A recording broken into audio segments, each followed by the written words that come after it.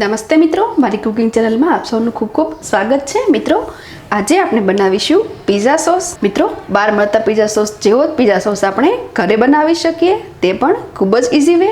આ સોસને બનાવ્યા બાદ એકાદ મહિના સુધી સ્ટોર પણ કરી શકાય છે।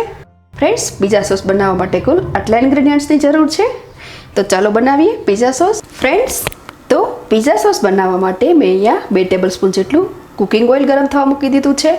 ફ્રેન્ડ્સ, પિઝા સોસ બનાવવા માટે જનરલી ઓલિવ ઓઇલ યુઝ થાય છે, પરંતુ મેં અહીંયા સિંગ તેલ લીધું છે। મનપસંદ કોઈ પણ ઓઇલ લઈ શકાય। તો સૌપ્રથમ આપણે એડ કરીશું 8 થી 10 કળીઓ લસણની, જેને મેં આ રીતે મોટા પીસીસમાં કટ કરી લીધી છે। ફ્રેન્ડ્સ, લસણને આપણે લાઇટ બ્રાઉનિશ થવા દેવાનું છે। ફ્રેન્ડ્સ, તો આપણું લસણ લાઇટ બ્રાઉનિશ થઈ ગયું છે, તો હવે તેમાં એડ કરીશું કાંદા, જેને પણ મેં મોટા પીસીસમાં કટ કરી લીધેલ છે। ફ્રેન્ડ્સ, મેં અહીંયા મીડિયમ સાઇઝના 2 કાંદા લીધેલ છે। કાંદા પર સુનેરા થાય ત્યાં સુધી આ રીતે સાતળવાના છે। ફ્રેન્ડ્સ, સ્ટવની ફ્લેમ મીડિયમથી થોડી ઓછી સેટ કરું છું। કાંદાની સાથે જ હું એડ કરું છું 1/4 ટેબલસ્પૂનથી થોડું વધારે મીઠું। નમક આપણે સ્વાદ મુજબ લઈ શકીએ।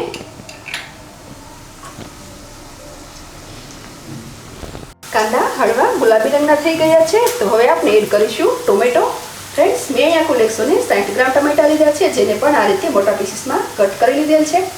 આ ટમેટાને બાફીને પ્યુરી કરીને પણ લઈ શકાય।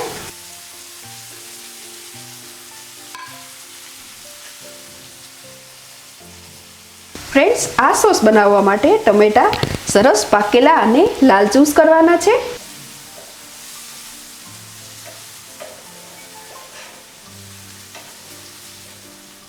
લીડ ઢાંકીને ચડવા દઈએ। જ્યાં સુધી ટમેટા સાવ ગળી જાય ત્યાં સુધી આપણે આ રીતે ચડવા દેવાના છે। ફ્રેન્ડ્સ, આપણા ટમેટા થોડા ગળી ગયા છે, તો હવે આપણે એડ કરીશું 7-8 પાંદડા Basil leaves, half tablespoon chilli flakes, તેમજ હાફ ટેબલસ્પૂન ઓરેગાનો।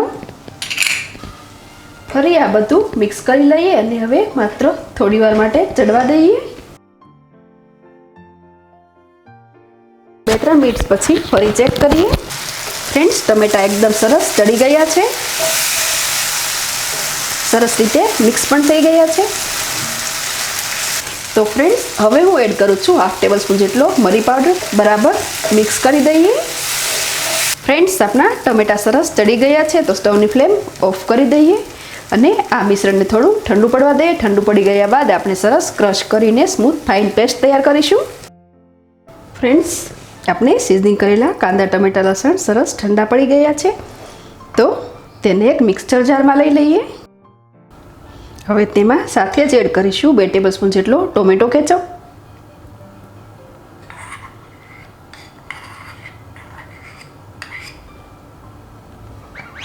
ફ્રેન્ડ્સ, તો આ બધું જ સાથે સરસ સ્મૂથ ફાઇન ક્રશ કરવાનું છે।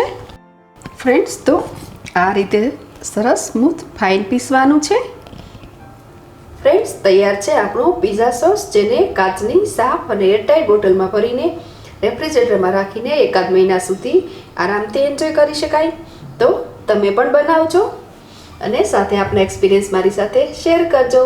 ફરી મળીશું નવી રેસીપી સાથે। Thanks for watching.